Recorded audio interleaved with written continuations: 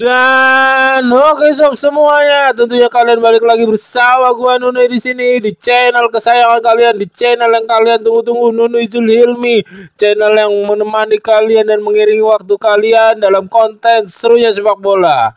Di konten serunya sepak bola kali ini Nunu mau membahas takluknya timnas Indonesia Garuda Muda U23 terhadap Vietnam. Gue mau mengucapkan selamat buat Vietnam telah menjuarai kompetisi U23 tiga kali kompetisi beruntun kalau tidak salah.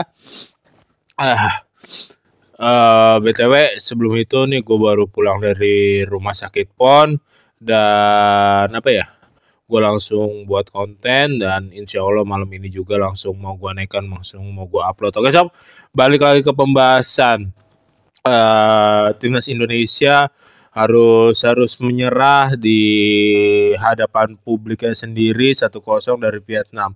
Tetapi timnas Indonesia di bawah asuhan Coach Gerald ini memetik pembelajaran yang berharga, memetik pembelajaran yang benar-benar bisa dipakai gitu, harus dijunjung ke depannya, harus bisa dipakai ke depannya, yaitu ketika wasit belum melalui teriup, ya udah pertandingan jalanin terus aja. Kalau wasit belum bilang pelanggaran, ya udah duel lagi aja, ambil bolanya lagi aja, rebut aja bolanya, jalanin aja, passing aja. Ini pemain Indonesia juga terlalu banyak terbawa oleh, bisa dibilang terlalu ngikut sama permainan Vietnam juga bisa, terlalu masuk ke dalam emosional perangkat pemain Vietnam juga bisa gitu kan. Gua di sini kalau kalian ingat di konten gue yang sebelumnya, gue bilang gue udah bikin kalau timnas Indonesia U23 misalkan kalah dan terbukti misalkan feeling gue kayaknya emang udah nggak enak dari kemarin, ampun sama lagi hasilnya gitu, emang pahit aja gitu. Dan timnas Indonesia benar-benar, timnas Vietnam juga mempelajari taktik, skema untuk mematikan permainan yang dipakai timnas U23 ini seperti yang dipakai oleh timnas Filipina, timnas Malaysia, timnas Thailand, dan sekarang lebih dipatenkan lagi, lebih dipakemkan lagi polanya, skemanya oleh timnas Vietnam ini sob. Kalau dibilang kalau dibilang timnas Vietnam istimewa, sorry to say sob, kalau menurut gua ya secara permainan kita nggak kalah, bisa dibilang ini seimbang sob melawan Vietnam.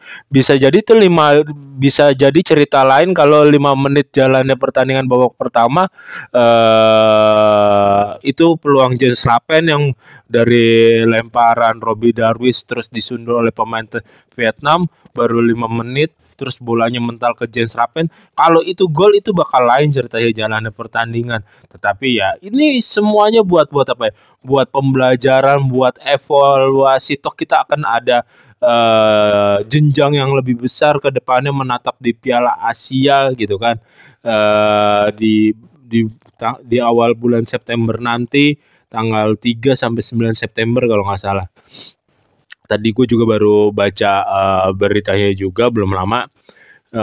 Terus golnya pemain Vietnam juga bisa dibilang kan bukan sepenuhnya set up, bukan sepenuhnya servis gitu.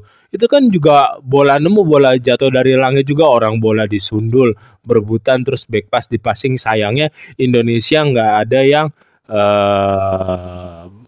yang bergerak untuk langsung, satu orang aja langsung untuk mau menutup semuanya terlihat kayak watching a ball, menonton aja, berdiri di garis yang bersamaan gitu. Nggak ada 1-2 orang untuk langsung berduel, 2 orang untuk langsung mau menutup, 2 orang langsung kayak mau menabrak gitu ya. Otomatis itu ya bola udah di depan gawang seperti itu, di shoot yang ditaruh agak kencang juga kiper udah pasti kesulitan. Gue sebagai goalkeeper juga ya merasakan seperti itu sob gitu. Terus ya timnas Indonesia kan dipaksa dengan bermain low block, akhirnya mau nggak mau passing ke belakang lagi, terus drop ball itu menimbulkan apa ya, kita dapat 3 peluang apa 2 peluang gitu, satu peluangnya offset deh, dua peluang bersih yang Jens Rappen ngesut, terus Hanan juga akhirnya dapat bola one by one sama kiper, yang kipernya masih bisa menutup. BTW kiper Vietnam juga bermain bagus, kiper Vietnam bermain solid, sebetulnya dia layak menjadi man of the match juga gitu kan. Dan apa namanya, ini loh cederanya Arkan Fikri, cederanya Toni Kroos, Firmansyah, itu benar-benar berpengaruh banget. Doni Tri Pamungkas yang ditaruh bermain, kita kan bermain 3-4-3 di babak pertama. Doni Tri Pamungkas bersama siapa yang lemparan jarak jauh ditaruh di 2 jangkar tengah.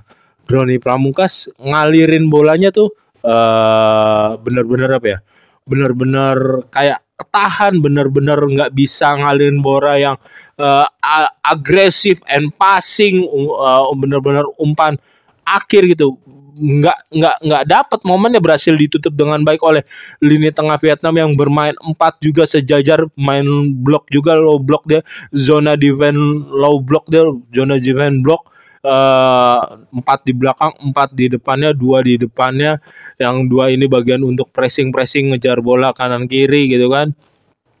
Terus akhirnya ada yang gelandang dipaksakan menjadi right wing back. Dia cuma 2 kali passing, 2 kali atau 3 kali passing bisa mengalirkan bola ke depan, sisanya kebanyakan ke belakang lagi. Terus yang winger kita tuh benar-benar berhasil, pergerakannya dibatasi banget oleh pemain Vietnam. Ya, Vietnam sukses besar mempelajari taktik Indonesia gitu, dan sedangkan Indonesia memang dibanding dengan skemanya dibatasi dengan baik, dipelajari dengan baik oleh Vietnam. Keterbatasan pemain yang cedera juga membuat Indonesia untuk susah berkembang, susah maju. Itu pun kayak kan Jens Rappen kan tadinya juga diragukan tampil, dipaksakan main. Terus siapa lagi yang winger PSM Makassar, terus akhirnya diturunkan Hoki di babak kedua. Hoki juga belum bisa membuktikan, belum balik sentuhannya masih hilang, masih kurang gitu kan. Ya masih perlu untuk dipertajam lagi biar dia akhirnya comeback tuh sentuhannya.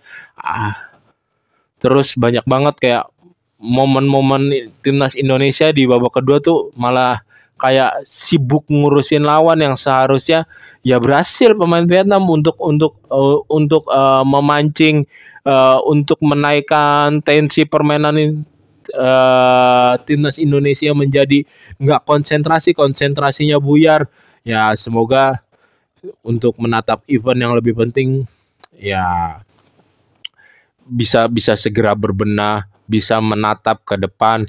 Yang lalu-lalu ya udahlah buat menjadikan pembelajaran, buat dijadikan evaluasi. Sekarang lo fokus ke depannya, ada event yang lebih baik. Semoga pemain-pemain keturunan yang dipanggil nanti bisa bergabung kan ke Coach Gerald juga katanya mau manggil pemain keturunan seperti di zamannya era STY, pas di zamannya Piala Asia kan juga manggil beberapa pemain keturunan dan mendapatkan hasil positif. Semoga di zaman Coach Gerald ini bisa mendapatkan hasil positif yang baik juga, walaupun ya harus mendapatkan skema tentang pertandingan. Misalkan kita lawan siapa, kita nggak bisa memakai skema seperti ini, ya udah kita pakai skema yang begini nih agar tim ini bisa meraih poin, tim ini bisa menang gitu kan, misalkan. Oke, pokoknya yang terbaik terus aja untuk timnas U23 kita. Kalian masih muda, masih rata-rata umur pemain 20, 21, masih panjang karir kalian. Ya jangan terlalu dibebani kekalahan ini, dan tetap mau berjuang untuk terbang lebih tinggi. Oke sob, sekian konten serunya sepak bola kali ini. Konten serunya sepak bola, jika kalian menyukai dan menikmati konten serunya sepak bola, jangan lupa untuk subscribe, comment, like, and share, and see you and bye-bye. Ingat sob, paling penting apa? Jaga kesehatan. Ayo bangkit, bangkit, bangkit, bangkit, bangkit.